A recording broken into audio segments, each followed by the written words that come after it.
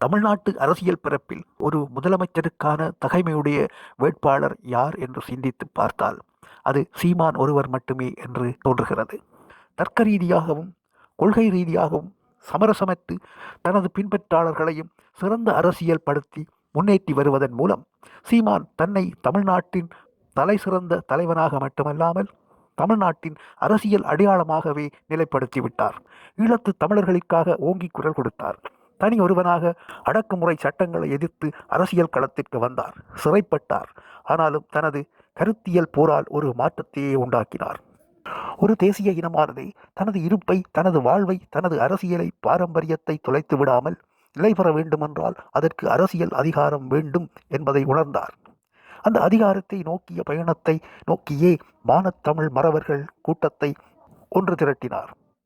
இளைஞர்கள் பட்டாளம் ஆரம்பத்தில் சில நூறுகளாக இணைந்து பின்னர் ஆயிரமாகி லட்சங்களாகி கோடிக்கணக்கில் அவர் பின்னால் அணிதிரண்டு நிற்கிறது.